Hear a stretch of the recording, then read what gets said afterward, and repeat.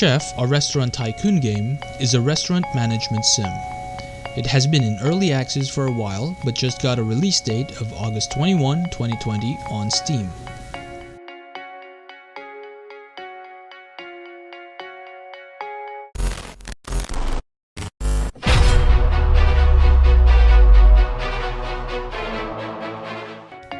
You start the game customizing your chef's looks. There's not much customization, and there really isn't much point to this, except maybe being able to identify your chef when grouped together with other chefs in the kitchen. After that, you choose where to start your restaurant. It may be from the countryside, business district, residential district, or industrial district.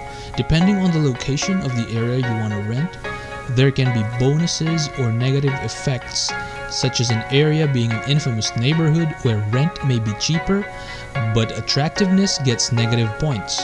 Also, depending on the area, rent costs vary, so when starting out, I learned that it's best to choose a cheaper rent because you'll surely go bankrupt.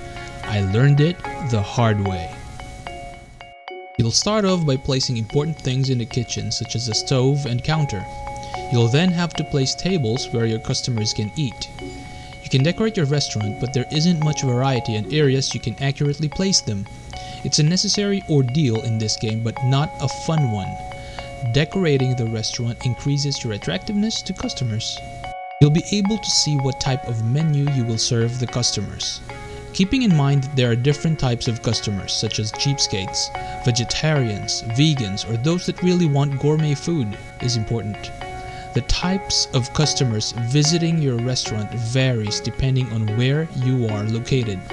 Depending on what type of customers you are targeting, you'll have to adjust your menu. For example, if you're targeting cheapskates, then you better be serving a lot of carbs in your menu because that's what they like, and less desserts because that's what they dislike. You're targeting vegetarians? Well, obviously no meat. You can specialize in a menu filled with vegetarian food, but you will lose meat lovers, or you can just do whatever and get bonuses or debuffs depending on your choices. Progression comes in the form of unlocking ingredients, which will in turn result in more complex and wide range of recipes you can make. You will also unlock new furniture, equipment, and decorations for your restaurant, which will in turn attract better paying customers. Your main chef as well as your staff earn skill points you can spend on skills for them to perform better. There's a world chef ranking system in the game where you can go up the ladder and aspire to someday be on the top spot. One of the best parts of the game I love tinkering with was the recipe editor. You can mix and match ingredients to your liking, and the game knows what tastes good together and what smells good together. For example, mixing coffee and chocolate in a recipe is a good idea because they complement each other in smell. Each ingredient has a level in saltiness, sweetness, sourness, bitterness, and fattiness. When mixing and matching ingredients, the game prompts you if your food is too much on a specific taste. The recipes you make can have different tags. For example, a recipe can be tagged as heavyweight if the recipe has 800 or more calories, healthy if it has 400 or less calories, vegetarian tag if vegetables only, and other tags as well as seafood, meat, carbs, and dairy. There is a gram slider where you can adjust how much of a specific ingredient you want in a recipe. You think your food is not tasty enough? Add salt and increase the gram slider.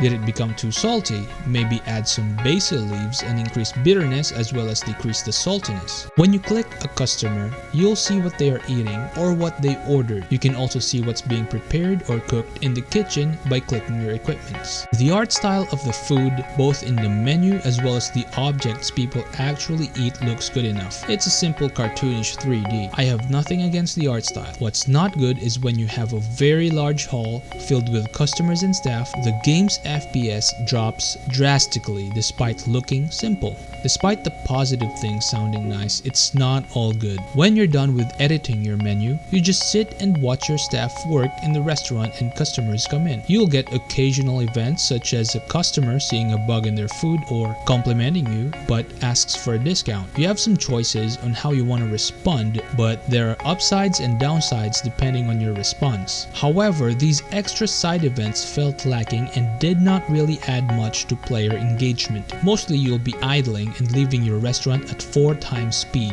The main things you'll be doing most of your gameplay is altering your menu and recipes and improving ingredients. People that eat at your restaurant will leave reviews about your place, and this is how you can have an idea on what people think about your ambience, the taste of your food, as well as your custom prices. There are other stats to look at, like being able to see the most common recipe your customers order in your restaurant, or what type of customers usually visit your restaurant. For me, the best part about this game is the recipe editor. You can make real-life recipes and the ingredients mix well together in this game. The ingredients that do not fit well together is identified by the game. There is a lot of ingredient variety, by the way, which is also nice if you like to make different kinds of recipes. Still, the game is not fun enough for me, and there's really no reason for me to keep wanting to play more after I have gained a 3-star rating in the game. Not to mention, there are a few minor bugs still present. Decorating your restaurant is no fun.